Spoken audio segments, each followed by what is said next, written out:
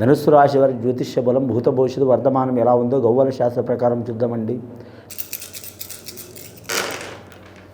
ధనుస్సు రాశి వారి జాతకంలో 6 గవ్వలు పడ్డాయండి. వారి జాతక బలానికి ధనురాశి వారికి ముందు గురు మహారదర్శ జాతకం వారికి పడ్డది. శుక్ర మహారదర్శ జాతకం పూర్వాషాఢ నక్షత్రం వారికి కలిసి వచ్చే అవకాశాలు ఉన్నాయి. మూల నక్షత్రం వారికి ఇబ్బందులు వచ్చే అవకాశాలు ఉన్నాయి. ఇంకా రాష్ట్రాధిపతి చూడాలంటే గురుడు, నక్షత్రాధిపతి పూర్వాషాఢానికి మాత్రం శుక్రుడు. ముఖ్యంగా వీరి జాతక బలంలో చూడాలంటే మాత్రం మూల నక్షత్రానికి కేతు మహారదర్శ అధిపతి. ముఖ్యంగా ఈ రాశి వారికి శుభ అశుభ మిశ్రమ ఫలితాలు ఉన్నాయండి. మంచి కూడా అంతే ఉంది, ఇబ్బంది కూడా అంతే ఉంది. ఈ రాశి వారి జాతకం గ్రహకాల బలం మంచిగా లేదు. గోచార ఫలం రీత్యా గవ్వల శాస్త్ర ప్రకారం రీత్యా మాత్రం మిశ్రమ ఫలితం ఉంటుందండి. ఆలోచన శక్తి చాలా ఉంటుంది, వీరికి గ్రహణ శక్తి చాలా ఉంటుంది.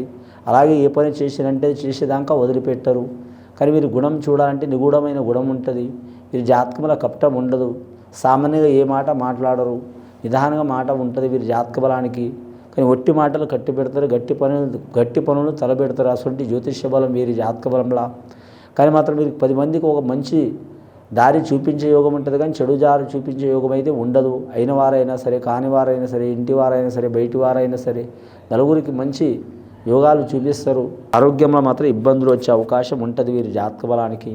స్త్రీలకు గర్భదోషం ఉన్న వారికి అలాగే పురుషులకు మాత్రం శుక్రదోషం ఉన్న వారికి మాత్రం చాలా జాగ్రత్తగా పాటించాలి. ఖచ్చితంగా వీరి జాతక బలానికి మాత్రం శివునికి బిల్వ దళాలతో పూజ చేయడం చాలా వరకు మంచిది వీరి పేరు మీద. అలాగే మాత్రం రుద్రాభిషేకం, పాలాభిషేకం, భస్మాభిషేకం, తేనె అభిషేకం, ఎన్నో రకాలుగా అభిషేకం చేస్తే, నీటి అభిషేకం చేసినా కూడా విశేషమైన యోగం ఉంటుంది. పాలాభిషేకం చేస్తే సంతానంలో కుటుంబంలో అధియోగం ఉంటుంది, అధిపత్య యోగం ఉంటుంది. కానీ మాత్రం రుద్రాభిషేకం చేస్తే కుటుంబానికి చాలా విరోధాలు వెళ్ళిపోయే అవకాశాలు ఉంటాయి. కానీ ముఖ్యంగా భస్మాభిషేకం చేస్తే సకల పాపాలు వెళ్ళిపోయే అవకాశాలు ఉంటాయి. అలాగే తేనె అభిషేకం చేస్తే, చెరుకు అభిషేకం చేస్తే ధనలాభం కలిగే అవకాశం ఉన్నది. ఇంకా ఎన్నో రకాలుగా స్వామికి మాత్రం అభిషేకం చేయడం చాలా మంచిది. కానీ కళ్యాణం, శుభకార్యం, ఇల్లు ఇలాంటి దాంట్లో చిక్కులు చికాకులు ఉన్నవారు సత్యనారాయణ స్వామిని పూజ చేయడం చాలా వరకు మంచిదండి. కానీ మాత్రం కార్యాలు తలపెట్టిన వారు మాత్రం నిదానం తీసుకోవడం మంచిదే. అంతా మనం మంచిగా అనుకుంటే రాశి వారికి అనుకూలం ఉంటుందండి. నరఘోష అధికం ఉంది.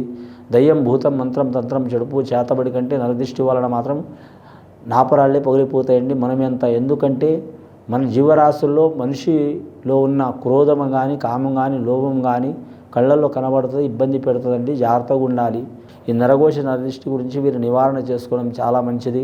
ఇది విని చూసి ఆచరించే వారికి గొప్ప ఫలితాలు కలుగుతాయండి. ధనుర్రాశి వారికి శుభం భూయత్.